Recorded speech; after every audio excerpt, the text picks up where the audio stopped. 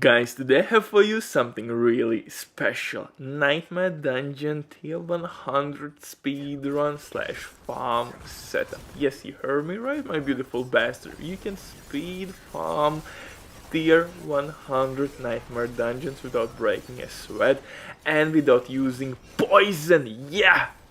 That's a lot of damage. I have to be honest, poisoned imbuements are not that fun to me. I tried those setups and those didn't work for me.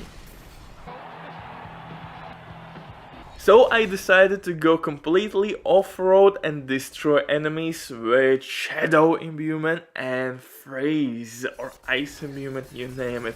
And as a result, not only we are spreading vulnerability all over the place, also stunning enemies, freezing those and killing instantly.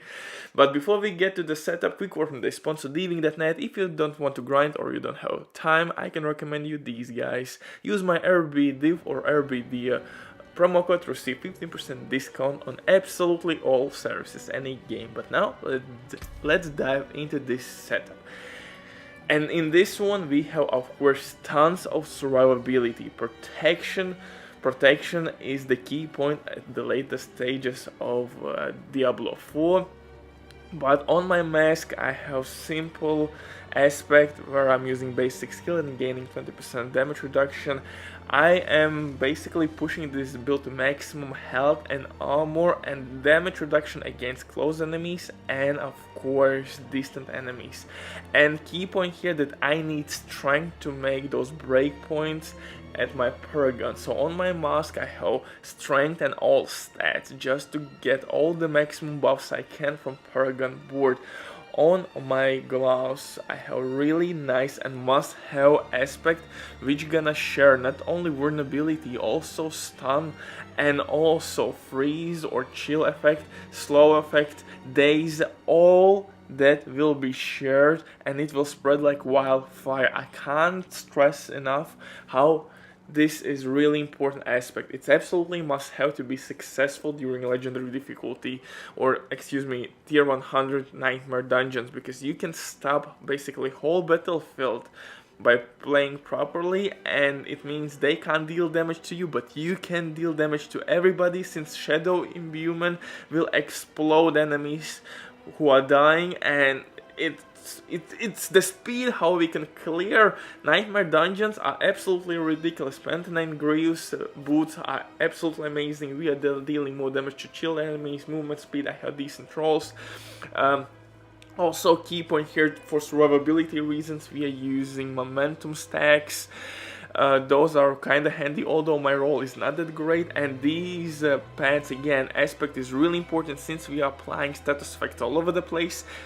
Those enemies will deal less damage to us, and when they deal damage to us we are increasing our movement speed so we can get out of the shit much quicker. So these aspects works really well together. On my crossbow I have dancing blades. Really nice aspect, although you could use accelerator to increase your attack speed. It depends on your preference.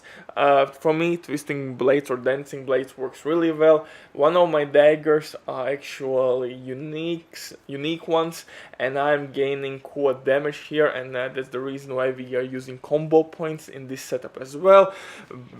Pretty dope combination between my core skill and basic skill.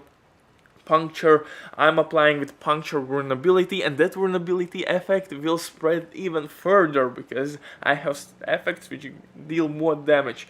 On my rings again, the best stats you could roll here is health, vulnerability, crit chance and crit damage. You don't need resource generation because everyone will explode. The key point here is to trigger explosion, chain of explosions. For my hearts, I'm using of course hearts which are giving me a reduction, damage reduction, and most importantly stun grenades. Stun grenades are here extremely important, guys. Again, you're gonna spread status effect and you're gonna stun more and more enemies, and you can stun lock enemies actually in a way that they will not come from floor in any shape or form. It's kind of ridiculous and funny when you do that, so that's really important. And I'm using Barber. Barber again for this setup is absolutely dope because if you're gonna pair it up with Shadow Imbuement, And Barber, oh, you saw how quickly I can clear packs of enemies. Super quick and simple setup. I don't want to waste your time. I will leave full link with my Paragon board and build down below in the description, but I'm slowly getting now over my skill tree. I'm using Shadow Grenade, Conclusion skills, Shadow Imbuement, of course, Precision Imbuement to gain crit chance with my Ice Imbuement and Shadow Imbuement. We will use those quite frequently to destroy enemies, and why we need speed to gather as much enemies as we can together, and boom, now jump into the action, apply freeze effect, stack your Barber, and boom. Trust me, everyone will die, and then simply activate your Twisting Blades and run away. So Twisting Blades would finish all the enemies behind you. It's simple as that. Fridge Finesse is really nice skill or passive skill to have, although I tried to boost it to level 6 and I came back to Weapon Mastery or Exploit. Those are much better in my eye. Passive aspects or talents, because you can gain more damage on day-to-day basis. Fridge Finesse, when it kicks really hard on freeze or frozen enemies, but it happens like every 10 seconds. But with Exploit or Weapon Mastery, you have all the time weapon damage buffs active, so it's a little bit more efficient for me during nightmare dungeons, during my runs. It's super easy farm, and my Paragon board is kinda all over the place, but I think I pushed the maximum amount of DPS out of this Paragon board. I have damage to elites, and this is guys, this is third board, so you go up and now you go to the right side to activate cheap shot Paragon board, and in this one we will use Combat Glyph. It has tons of goodies, and in this Paragon board you will not waste your points at all. You will get only good buffs, amplified damage, damage to healthy enemies, and so on. After that we will go up here.